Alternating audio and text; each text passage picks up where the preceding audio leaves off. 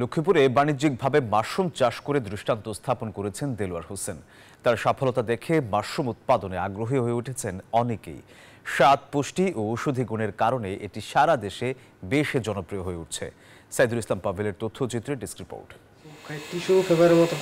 লক্ষ্মীপুরের তেওয়ারীগঞ্জের বিনোদ ধর্মপুর গ্রামের প্রবাস ফেরত উদ্যোক্তা দেলোয়ার হোসেন 2022 সালে কৃষি বিভাগের সহযোগিতায় বাড়ির পাশে তিনি বাণিজ্যিকভাবে গড়ে তোলেন মাশরুমের খামার।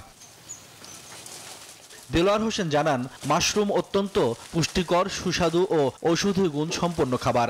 এটি উৎপাদনের জন্য প্রথমে পলিথিন মোড়ানো প্যাকেটে নিয়ে প্লাস্টিকের সাদা মুখ লাগিয়ে এসব ভর্তি করা হয়। পরে জীবাণুনাশক মেশিনে রাখা হয় 24 ঘন্টা। এরপর ল্যাবে রাখা হয় 28 দিন। এরপরই পলিথিন ভেদ করে বের হয় মাশরুম। উদ্যোক্তা ট্রেনিং হওয়ার পর থেকে আমাদের মাশরুম উৎপাদন আরো বাড়ছে। এটা আমরা এখন বাজারজাত করে আমাদের উপজেলাতে লক্ষ্মীপুরে, সমনিতে, তারপরে আমাদের কিছু মাশরুম চট্টগ্রাম অথবা ঢাকাতে দিতেছি। তিনি আরো জানান, বর্তমানে বাজারে প্রতি কেজি মাশরুমের দর 200 থেকে 250 টাকা। উৎপাদন খরচ বাদ দিয়ে মাসে আয় করছেন 50,000 টাকা। তার উৎপাদিত মাশরুম সরবরাহ করা হচ্ছে বিভিন্ন জেলায়। প্রতি কেজি মাশরুম 250 টাকা করে বিক্রি করি। আর এখান থেকে আমরা অনেকগুলো স্পন তৈরি করতেছি। যেমন আমাদের প্রজেক্টটা অনেক বড় করে আমরা বড় হিসাবে করতে চাইতেছি।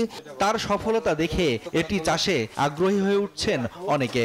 সংসারের কাজের পাশাপাশি সহযোগিতা করতেছি। আমরা এখান থেকে মাশরুম নিয়ে ভাজি করে খাই বা মাংস দিয়ে রান্না করি। মাশরুম খুব ভালো। এখন মনে করেন আমরা নিজেও খাইতেছি, সবাই নিতেছে, সবাই খাইতেছে। এটা খুব ভালো জিনিস। দেলোয়ারের মতো যারা মাশরুম উৎপাদন করতে চায় তাদেরকে সব ধরনের সহায়তার আশ্বাস দিয়েছেন কৃষি কর্মকর্তারা। কৃষককেও আমরা বিভিন্ন জায়গায় যোগাযোগ ঘটিয়ে দিচ্ছি যাতে সে এই মাশরুমটা বিপণনে তার যাতে সহজ হয়, এবং আমরা আশা করছি যে কৃষক মাশরুম চাষে আরো আগ্রহী হবে। মাশরুমে আছে protein, vitamin, mineral, amino acid, antibiotic ও অ্যান্টিঅক্সিডেন্ট। তাই মাশরুম চাষ প্রসারে সরকারি প্রণোদনার প্রয়োজন বলে মনে করেন সংশ্লিষ্টরা। Desk report, news 24।